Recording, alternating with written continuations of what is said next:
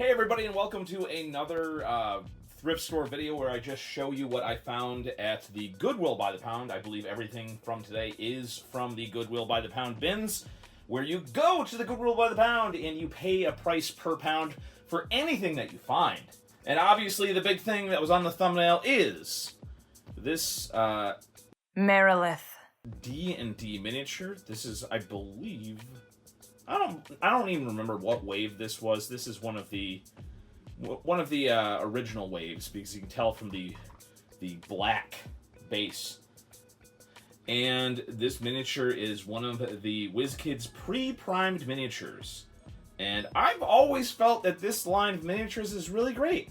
And it's very interesting that one in the original package managed to show up at the Goodwill by the pound, and I actually found it. And yeah, this is one that I don't own, but I was more than happy to pick it up, and I'm going to paint this up. I'm going to paint it up in pastel colors and stuff that I usually don't use. But, you know, I'm going to try to use really bright greens and blues and stuff like that, just to kind of shake things up a little bit. There's a tiny little bend on one of the swords, but other than that, this miniature looks in good shape. The bottom was opened up, so maybe that's why they threw it in the bins and they didn't try to sell it. But yeah, just a singular D&D miniature. Maybe there was more, but this is the only one that I was able to find. Take a look at this terrain bit from Schleich Miniatures.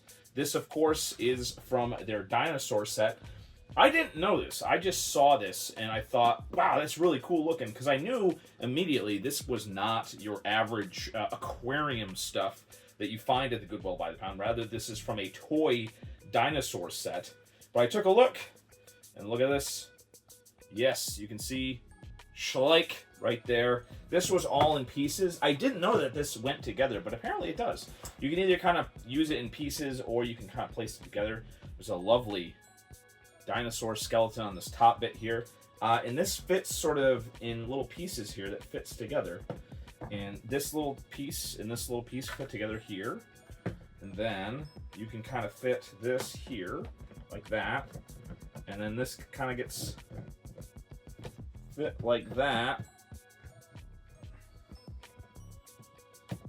And boom, you have a little, you have a nice little area here that it would be a cool little bit of terrain. And this obviously looks really nice. I could do some dry brushing and bring out some of the details, because this is really nicely detailed, much more than your average, you know, fish aquarium, stuff like that. And yeah, these are nice little bits of miniature. The only drawback is that there is a massive seam on this one. But frankly, you know, considering this is hard plastic, you could throw this in a frickin' bag and not worry about it.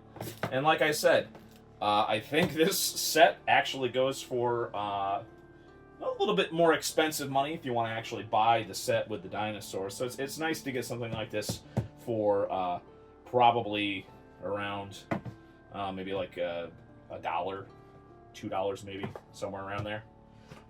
Little skeleton bits. Obviously, these are from Educational Skeletons. I bought these because I think I'm going to eventually do just some scatter terrain, or maybe a skeleton golem of some sort. And I was not able to find the full skull bits, but I got the skull face plates and the domes and stuff like that. And then I found some other little extra bits that were from a dinosaur skeleton kit. Not the greatest looking, but you know what? Okay enough. The sculpting on the... I just love little bits of stuff like that. Again, all of these might go into my pile of skeleton bits, and I might actually get, yeah, something like that. Miniature toy. It looks like a slee stack from the Land of the Lost, almost. Like the little lizard guys. This says it's from 1983 Hong Kong toy. Marty Toy. It's such a nicely cool miniature. Not miniature, this is obviously a toy, but it's nicely sculpted. This would be a neat little project to give this guy like a spear and then paint him up like the original character and use him for a D&D monster.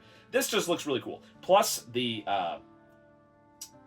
actual material is nice and firm and not flexible, which means that it will probably take some polyurethane primer really well.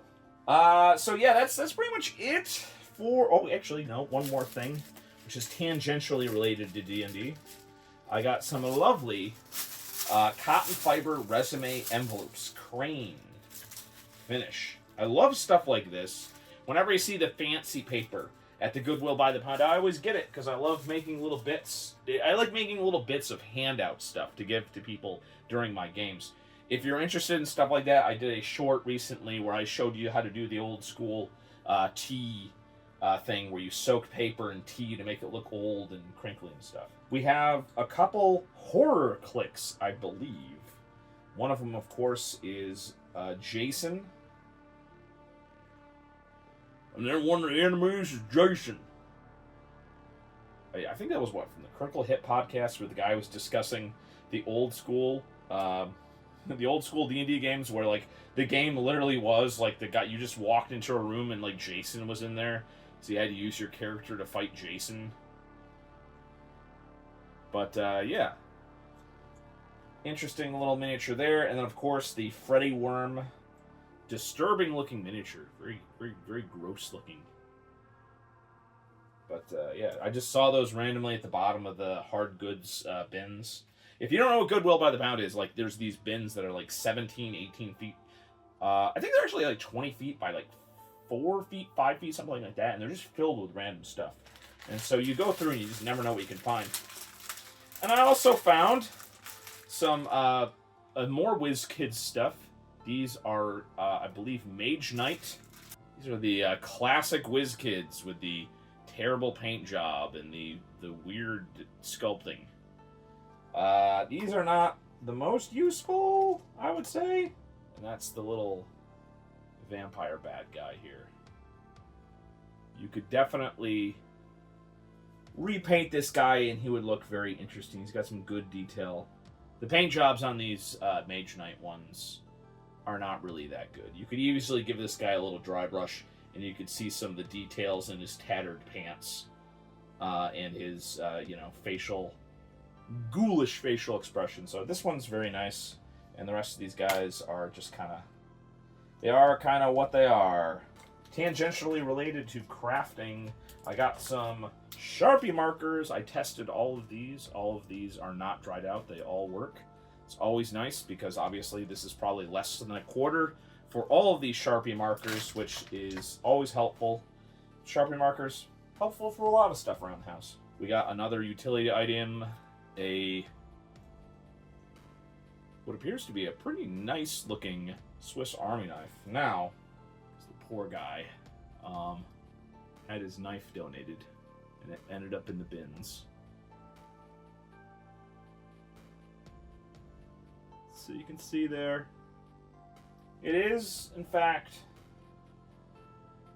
Swiss-made Victorinox knots, which is, I don't know, I honestly do not know that much about Swiss Army knives, but I do know it is handy to have a knife like this around. They come with both of the little screwdriver heads, and like I said, it's nice to have a handy-dandy little pocket knife, always nice to have. And then random toy stuff. We got all 4 of the Teenage Mutant Ninja Turtles. We got Michelangelo. We got Donatello. We got Raphael. And of course, we've got Michelangelo. So all 4 of the Teenage Mutant Ninja Turtles we got. We got another Mr. Potato Head bowler hat.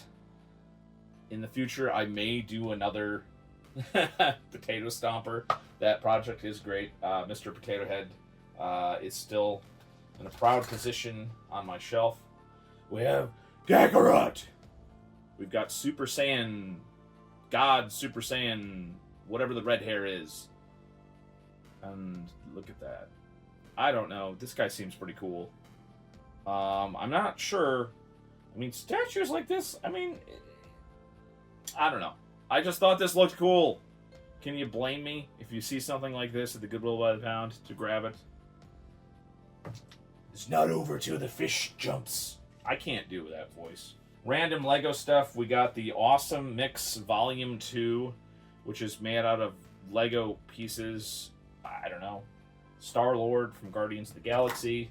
We got some lovely gel pens here, which I believe these are an official product. This is official Lego, you can see.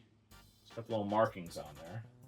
And they definitely fit together like official Lego, so I'm assuming that these are the official little Lego pens that they sell in various sets. I thought that was pretty neat. Speaking of Lego, I found a little set that I'm going to donate to the library's Lego program. It's Mech Suit Boba Fett. I saw this, and it was all taped shut, and it's, like, complete and unmade. It's still in the original boxes. I thought it was like, oh my god.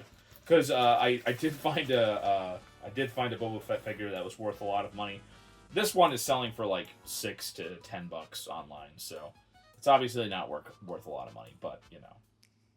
It's pretty neat.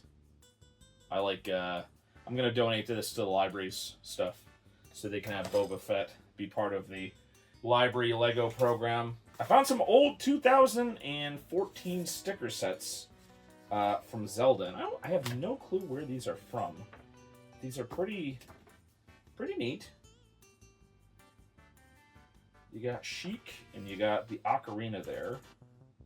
So, 2014 Nintendo Zelda stickers. I don't know what I'm going to do with these. There's that the retro video game program at the library, so maybe I'll cut those out and have those as prizes or something like that. I don't know. Let me know in the comments below if you have any questions or suggestions. How to Train Your Dragons.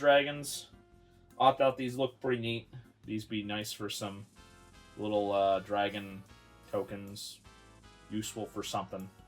They're kind of floppy plastic, so I don't know. But I don't know. The sculpt looked pretty good, so I figured I'd maybe be able to do something with them. I don't know what. Media. We'll go for books, and then we'll go for the regular media stuff. I found this, which is the Return of the Jedi Annual, which I thought looked pretty neat. It's like a little graphic novel thing. It's 1984 Marvel. This is like a hardcover Marvel book. Some classic, weird Star Wars media stuff.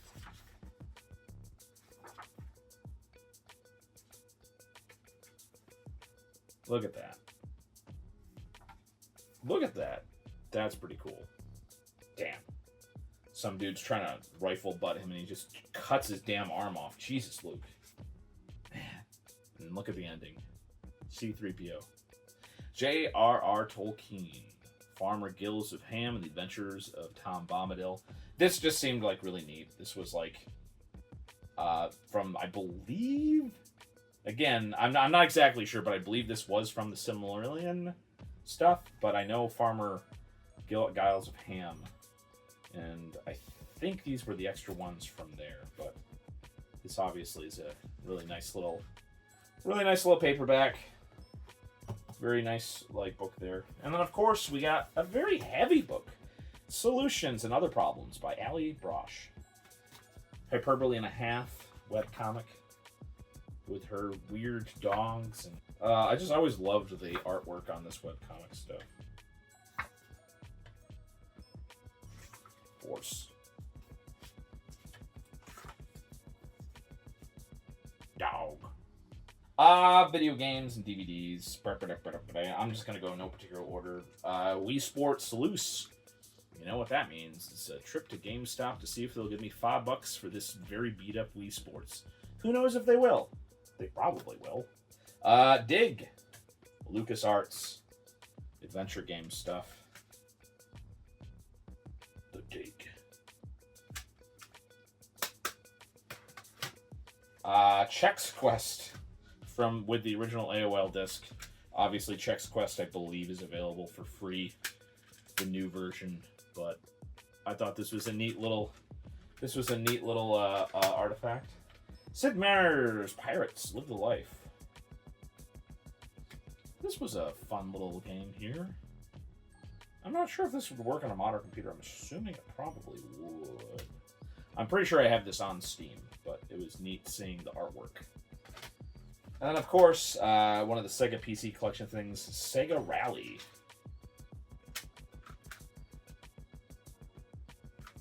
don't know why I bought this. I don't like driving games. Call of Duty War at War, PlayStation 3. Battlefield 3 Limited Edition for the PlayStation 3. Xbox 360 games. Forza 2, which was in good condition.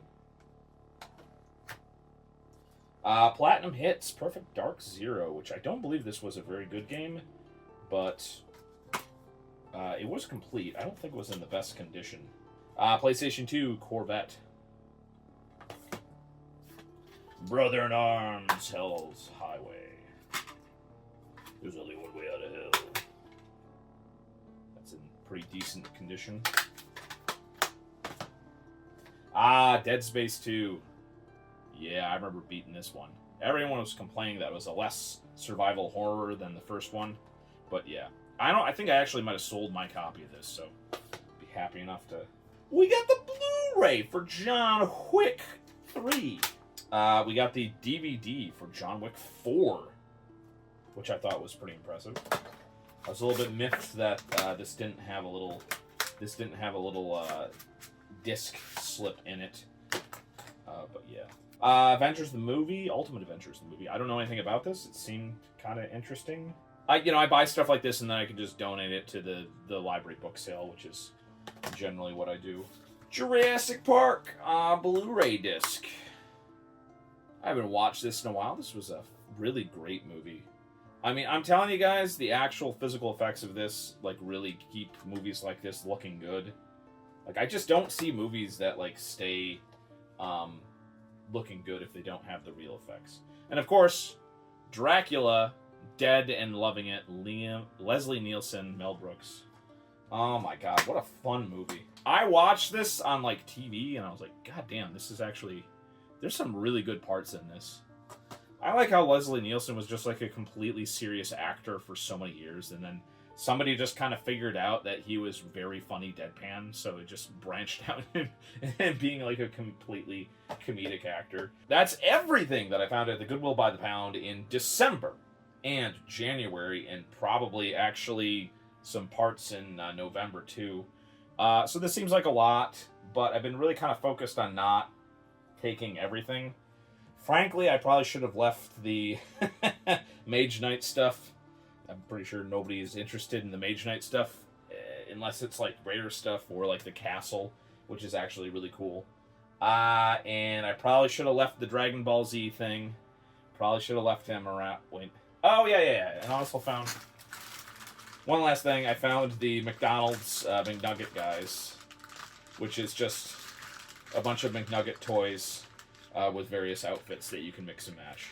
I bought this purely because I thought I could sell it for $10 on eBay. So, because I know anytime I put video games at the book sale, somebody always buys them, regardless of what they are. So whenever I see video games at the Goodwill by the pound, I always grab it because I know somebody'll have fun with it. And generally speaking, if you have like PlayStation 3 games, these are Blu-rays, which are much more durable. So even if they are used, like they're going to be in good enough condition where they will play.